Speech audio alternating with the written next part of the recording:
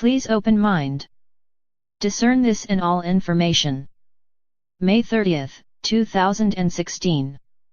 Benjamin Fulford. New York branch of Hazarian Mafia now final obstacle to world peace.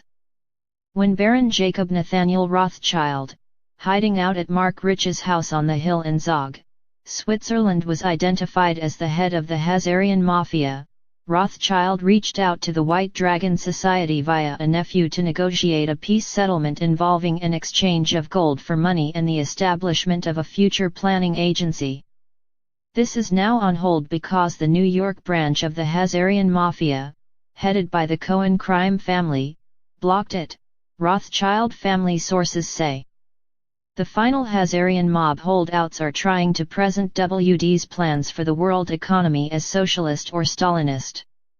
They are hoping to use either Vice President Joe Biden, Democratic Party hopeful Bernie Sanders, or U.S. Republican presidential candidate Donald Trump as people who will reform the existing system enough that they can avoid rebooting the system altogether as the WDs proposes.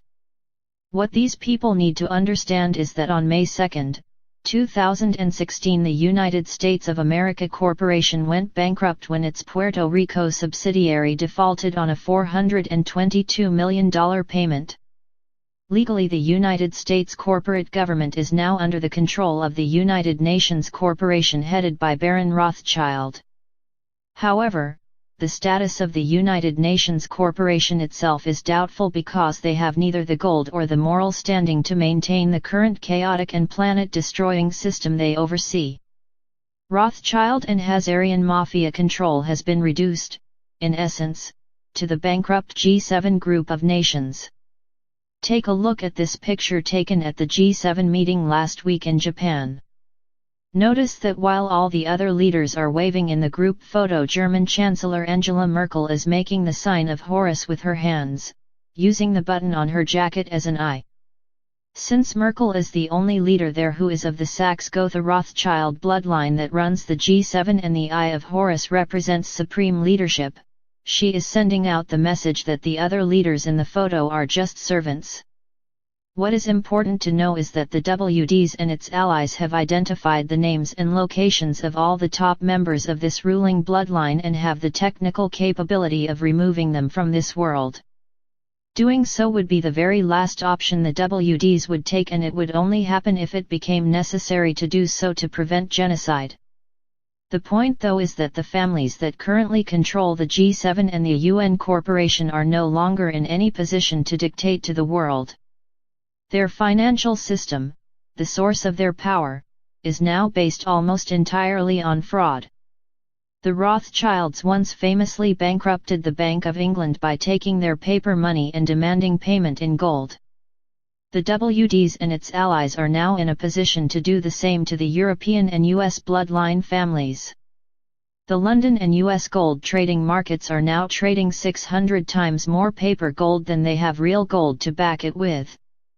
Almost all of the real gold in the world is now in the hands of WD's allies.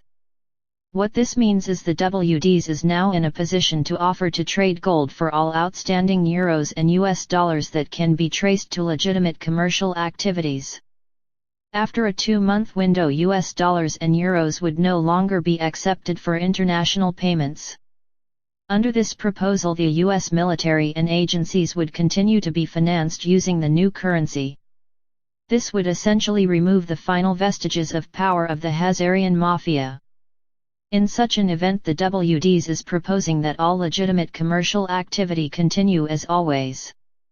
The illegal drug trade and other gray area activities would be given appropriate legal status and moved into the new system. The future planning agency proposed by the WDs would start by hiring, as initial planners for setting up the agency, about 7 to 9 people.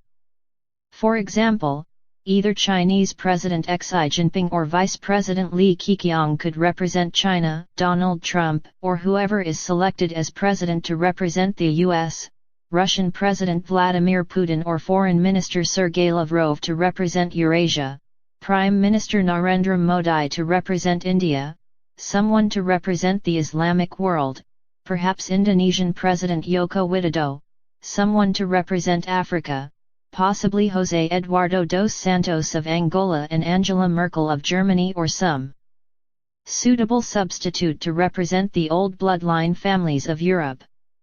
This list is just what the Japanese call a tadakide, or initial proposal designed to stimulate debate on a particular topic. The members of this agency would continue in their current jobs and would contribute to the future planning agency through part-time consultations. The main initial job of the agency would be to stop the ongoing destruction of the planet. This means stopping environmental destruction, ending poverty, ending war, eliminating disease, and otherwise restoring the planet to full health. After this, the Chinese could work on their plans for a high-tech world-spanning communications and energy grid.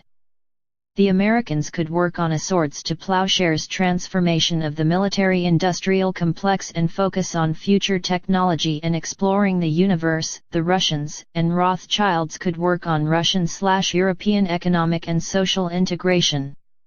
The Africans would work on modernizing Africa in tune with traditional culture, and Modi could continue his good work on the Indian subcontinent.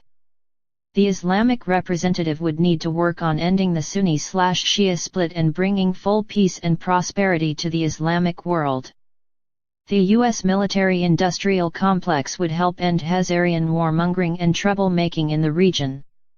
Most future planning agency projects would be put out to competitive bidding and run by the private sector, which is why it will never become a Stalinist-type central planning monolith. The above is meant to be a starting point for serious debate about how to improve the running of the planet. As mentioned above, the current system, under the UN corporation run by the Rothschilds, is bankrupt and largely dysfunctional. There is thus an urgent need to start working on rebooting the system in a manner that is more beneficial to the humans and other life forms on this planet. The WDs believes we need to start with a campaign, similar in scale and ambition to a world war, only this time the enemy will be poverty, environmental destruction, disease, and anything else that plagues this beautiful but fragile planet we all share. A jubilee, or one-time write-off of debt and redistribution of assets, would be a very good way to start us on a track to exponential growth into the future. The Asian allies have already offered an initial tranche of 20,000 tons of gold to be sold at a 13% discount in order to back these WD's plans. The buyers of this gold could then use it to back their projects, while the sellers of the gold could use the money they receive to do the same. The planning agency would use its shares to, according to best practices known, to hire some of the most intelligent people on the planet to come up with visions of the future they wish to turn into reality. In any case, negotiations are ongoing, and the above represents the initial bargaining position of the WDs and its allies. If no counter-proposal is received within a week, the WDs and its allies will officially go on the offensive in ways that will be both unpredictable and worse than they could imagine. For now, the attack on the Hazarian Mafia is proceeding as follows, according to WD's agency and Pentagon allies. Their oil concessions in the Middle East are under siege, with assaults on ISIS in Mosul, Fallujah, and Raqqa, the sources say. On Israel's border, Russia has armed the Hezbollah militia to the teeth and returned a destroyed Israeli tank from the 1982 invasion of Lebanon as a warning to the Israelis, the sources say. On the financial front, the BIS, the World Bank, the New York Stock Exchange and the Federal Reserve Board have all been hacked, agency sources say. The U.S. Treasury Department, now free from Hazarian control, is issuing a new $20 bill that will either be backed by Asian gold or will be a new U.S. domestic currency, depending on how financial negotiations go, they say. Asian allies of the WDs have attacked with Hazarian-controlled SWIFT international payments system in Bangladesh, Vietnam, the Philippines, Ecuador, and elsewhere.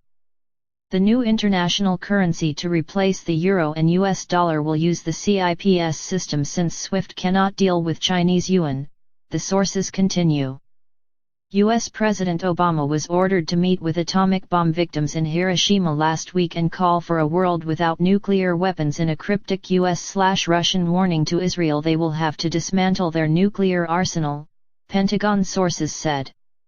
Despite moves by to influence the upcoming U.S. presidential election will all be stopped, the sources say. As a result of this, Hazarian presidential candidate Hillary Clinton has shown signs of mental instability as prosecutors move in on her and force Obama to stop trying to protect her. To conclude, if the Rothschilds and their fellow Hazarian gangsters fail to negotiate a deal soon with the WDs, they will have no bargaining chips left and will be forced to panhandle on the streets of New York and elsewhere for pocket change on the streets of New York and elsewhere, if they are lucky. A nephew of Jacob Rothschild was supposed to contact the WDs this week. We hope, for the sake of that extended family, that he does. World peace is now a realistic possibility.